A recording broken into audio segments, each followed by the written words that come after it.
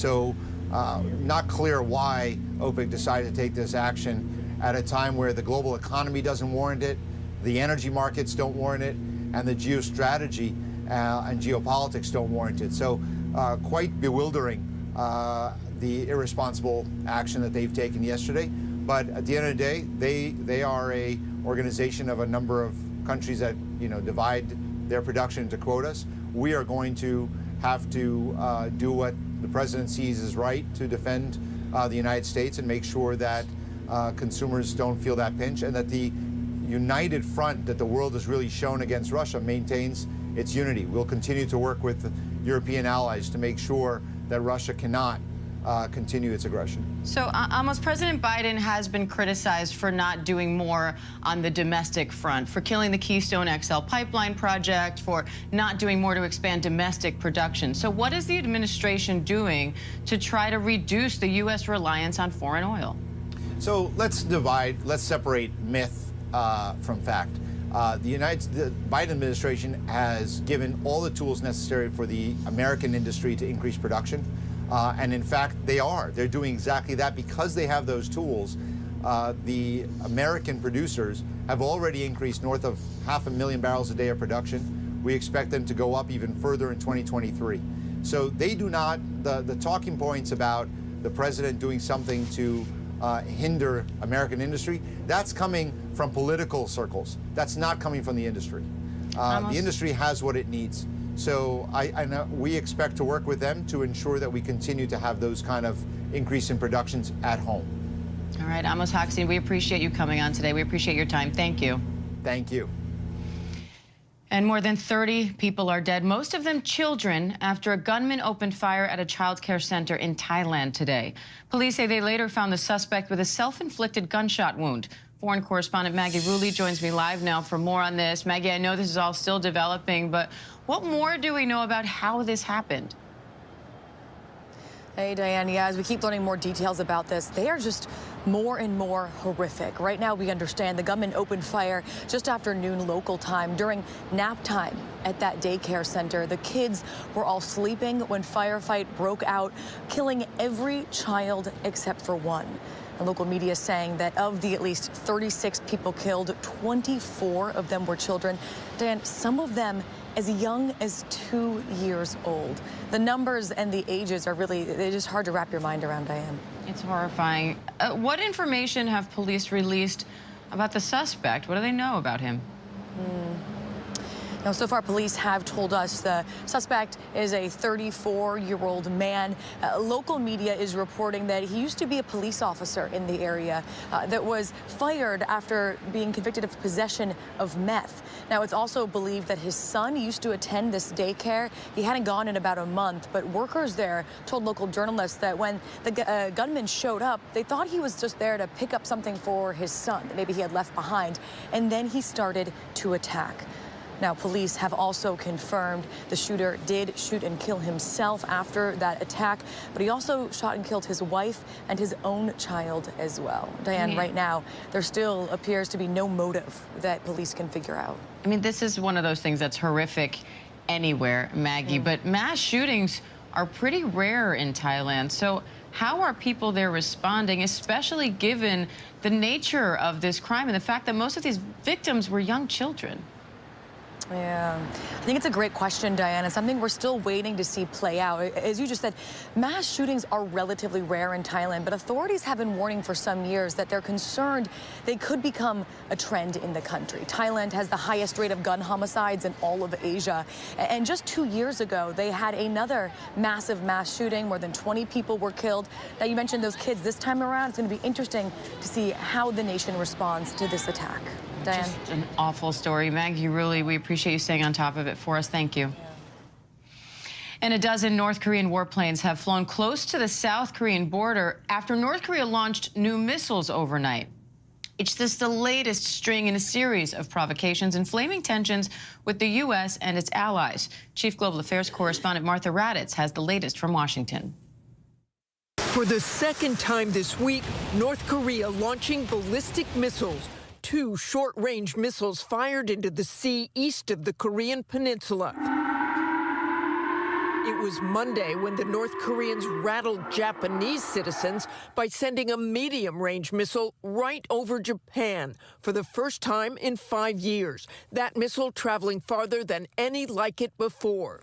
In response, the U.S. and South Koreans have conducted live fire drills as a show of force. But a South Korean missile launch on Wednesday turned into a military embarrassment. Shortly after liftoff, plowing into a nearby military base and erupting in flames. No injuries were reported, but a local lawmaker accused the South Koreans of threatening the lives of local citizens and failing to give them warning of the missile launch. In fact, the South Koreans didn't report the mishap for hours, and only after videos were posted on social media. But so far, this tit for tat is not having the effect that the U.S. and South Korea wanted. Tensions are now so high that the USS Ronald Reagan aircraft carrier is heading back to the waters off of South Korea, bracing for what comes next. Diane? All right, Martha Raddatz, thank you. And Russian President Vladimir Putin is claiming control of Europe's largest nuclear plant. He's also threatening to annex more land in Ukraine as Ukrainian forces keep up the pressure on Russian troops. Britt Clennett is in Kyiv with the latest. Russian missiles rocking the city of Zaporizhia. This video circulating online shows the aftermath of the attack. Witnesses say 7 missiles hit a residential neighborhood, reducing this apartment building to rubble. These attacks come as Ukrainian forces keep up the pressure on Russian troops in the east and south of the country. And as Vladimir Putin signed into law the illegal annexation of 4 Ukrainian regions. The Kremlin now laying claim to more territory. We will keep consulting residents who would be eager to embrace Russia. Putin also officially announcing Russian control of Ukraine's Zaporizhia nuclear power plant, Ukraine's foreign ministry calling it a criminal act. On Wednesday, the New York Times reporting American officials believe Ukraine was behind the car bombing in August that killed the daughter of a prominent Russian nationalist, Alexander Dugin, Putin's ideologue. His reaction seen here on Russian state TV. The Times report says US officials say they were not aware of the operation beforehand, provided no intelligence or other assistance in the car bombing, and would have opposed the killing had they been consulted. Now, there's been no official U.S. comment on that report. Meanwhile, the head of the Atomic Energy Agency here in Kyiv today with the goal of setting up a security zone around the Zaporizhia nuclear power plant, which Putin now officially declares as Russian property. Diane? All right, Britt Clennett in Kyiv, thank you. Back in the U.S., the death toll from Hurricane Ian is climbing now, up to at least 125 lives lost in Florida and North Carolina. After getting a first-hand look at some of the damage, President Biden is now extending federal aid for hurricane response. He also met with families affected by the storm alongside Florida Governor Ron DeSantis in a rare moment of bipartisan solidarity. ABC's Victor Oquendo has the latest. It was a moment of bipartisanship amid the devastation. President Biden and Florida Governor Ron DeSantis putting politics aside. We have one job and only one job, and that's to make sure the people of Florida get everything that they need to fully, thoroughly recover. The president and first lady on the ground Wednesday in the hard-hit city of Fort Myers for a first-hand look at the widespread destruction caused by Hurricane Ian. We are cutting through the bureaucracy. We are cutting through the red tape, and that's from local government, state government, all the way up to the president. So we appreciate the team effort. Hello, I'm Jake Fire Rescue. Search and rescue teams like Florida Task Force 1 still working around the clock in Pine Island as the death toll climbs to 120 in Florida. The island had been completely cut off, but crews were able to build a temporary crossing bridge. We're in Port Charlotte, north of Fort Myers, where residents have been waiting for help for days. Ian brought this massive tree down, blocking this house. The good news, that help has arrived. We went out with members of Team Rubicon, a volunteer organization led by military veterans. It's a big relief because I had no idea what I was going to do with the tree. They're clearing debris and tarping roofs, helping very grateful residents. They've been hammering away all day. They have not stopped. They have not stopped. And they have been great. And more help is on the way as the president announced the federal government would be doubling the amount of time they'd pick up the cost for search and rescue, debris removal, and other emergency measures from 30 to 60 days. Diane? All right, Victor Okendo, thanks. And ABC's Ike Ejiochi joins me live now from Venice, Florida, for more on the recovery efforts there. Ike, it's been a week since this storm made landfall now, and many are still without power. Some parts are still underwater. What are you seeing there in Venice? Well, right now we're being told that Florida Power and Light has restored close to 95% of power to the affected areas. There may be still some here and there that don't have power, but that's more of an internal electronic issue. Now, in terms of the extra federal assistance, that extra 30 days, it's going to help communities like this one pick up debris and obviously all the debris that's been scattered all throughout the streets. But it's important to note that some areas, that just won't matter, just like this one. Take a look at this. A massive fire came here on Wednesday night last week when the hurricane hit, and fire crews had to converge on this area, extinguish the fire before it took over this entire development. But take a look at what it did. This was a new house, we're being told. Now it's just charred remains. And it's this scene all over this block that really is mesmerizing. Take a look at all over. Right here, the only thing left with this house are the foundation. Charred remains. You can see parts of the bed, parts of this house that are just nothing but charred remains. Now take a look all the way down there across the way. You can see that house. The siding of that house completely melted. That just tells you how hot this fire was. You can also see some of those trees that were completely charred off, and even some of those poles carrying the power lines, that has been burnt to a crisp. It's crazy to think that a fire can do this in the middle of a hurricane, but that just tells you how dangerous hurricanes can be and what exactly it means when they say you might have to leave this area, Diane. Yeah, they sure can. And I know search and rescue efforts are growing more dire as time passes. The death toll is already above 120 in Florida alone. Could that number grow? Unfortunately, Diane, it can grow. The search and rescue teams, they're all throughout Southwest and Central Florida right now. And of course, those barrier islands. And we're being told as access is granted to those barrier islands, it's likely search and rescue crews will find more victims. And state leaders told us that they found victims not only on the streets, but on beaches and even flooded out cars, Diane. It's just awful. Ike Ejiochi, thank you. Stay safe. Coming up, one woman struggled to get an abortion after a heartbreaking diagnosis. Her story when we come back.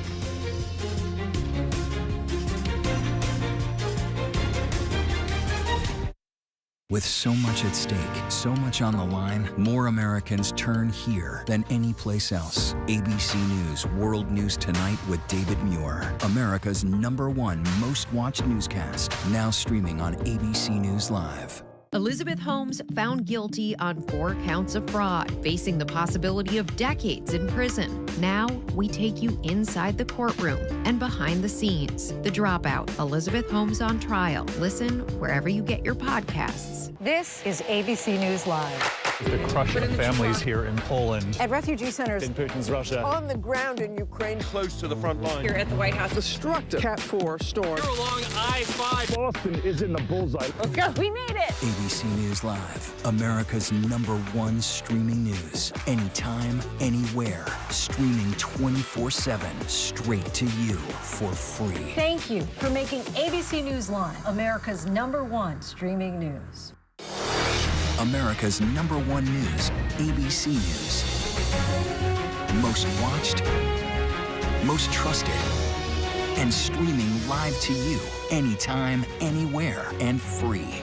This is ABC News Live, America's #1 streaming news, free to you 24/7. Watch America's #1 news whenever you want it, wherever you are, anytime. ABC News Live, streaming live and free on all platforms. National parks are incredibly safe places, but crime will happen. Hey, my wife has fallen. She's in really critical condition. At that time, I thought it was just a tragic accident. There's still a lot of questions we need to ask.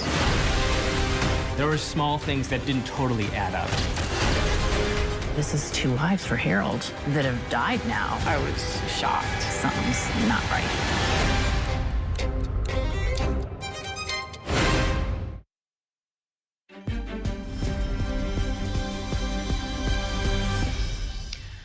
Welcome back. Impact, a new weekly series by Nightline, is diving into current issues by focusing on the people at the center of them. The first episode looks at post-Roe v. Wade in America 100 days after the Supreme Court overturned that ruling. Congressional correspondent Rachel Scott traveled across the country to explore all angles of this divisive issue. It's heartbreaking. The agony, the pain, the confusion from all of this. When Nancy Davis found out she was pregnant this summer, it never occurred to her that she would be sitting down to tell this story. We were elated. This was a planned pregnancy. Just weeks earlier, the Supreme Court handed down the Dobbs decision, overturning Roe versus Wade. Nancy and her fiancé Shedrick weren't thinking about abortion until they suddenly learned their fetus had a deadly diagnosis, acrania. Imagine being told that your baby, some of its brain is missing. It's heartbreaking. It's devastating. We had to come to terms with the fact that these babies just don't survive. I was carrying my baby to bury my baby. That was the worst day of my life. The doctors advised us that we should terminate. But whenever it came down for us to get the procedure, we were denied. The decision in Dobbs versus Jackson Women's Health essentially gave each state the power to control access to abortion. Louisiana was one of the states to immediately ban it, but there were exceptions. Acrania is not one of them. We contacted a few different doctors in Louisiana. No one was doing the abortions, absolutely nobody. To process the information about your baby is one thing. But to add navigating through the system, through the laws, through the different states, that's a whole nother animal. It was very difficult. Chaotic. The issue deeply personal for women across the country. Others, like Teresa Bonapartis in New York, see the fall of Roe as a step in the right direction. She had an abortion as a teenager and now regrets it. There are women that feel like they cannot go through with their pregnancy. We've told women that they're not capable of doing this, and they are capable of doing it if they have the right help. Teresa works with Good Counsel Homes, a nonprofit that offers resources to expecting mothers and a program for women who regret their abortions. Good Counsel Homes offers job training and free housing to new and expecting mothers. As for Nancy Davis, she did end up getting an abortion, but she had to travel from Louisiana to New York for the appointment. And her story is now the new reality for so many women across this country. Impact by Nightline really explores all angles of this very divisive issue, Diane. All right, Rachel Scott, thanks for that. And the premiere of Impact by Nightline is now available on Hulu with new episodes every Thursday. Coming up, a new report claims the woman alleging GOP Senate candidate Herschel Walker paid for her to have an abortion is the mother of one of his children. We have the details after this.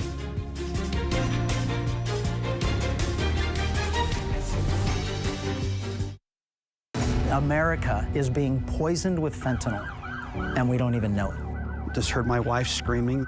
She told me they had just died. 50 to 100 times more potent than morphine. Keep breathing, come on. It's poison, it's pure poison. A few grains of salt worth of fentanyl will kill you. Just my agency has seized enough to kill the entire country. ABC News Live presents Poisoned, America's Fentanyl Crisis. The powerful series, streaming free on ABC News Live. Bring them on. If only there was a place in the morning to start my day. With a smile, somewhere to help me get in the know. A place as spectacular as, well, me. I think we might know a place, right, guys? Bring your friends. Oh, wait, there is. Good morning, America. GMA, 7A, every day. Boom, boom, boom. Good morning, Michael. Good morning, Robin. Good morning, America. How are you? Boom. Now that's how you start your day, people. America's #1 news, ABC News. Most watched, most trusted, and streaming live to you anytime, anywhere, and free. This is ABC News Live, America's #1 streaming news. Free to you 24/7. Watch America's #1 news whenever you want it, wherever you are, anytime. ABC News Live, streaming live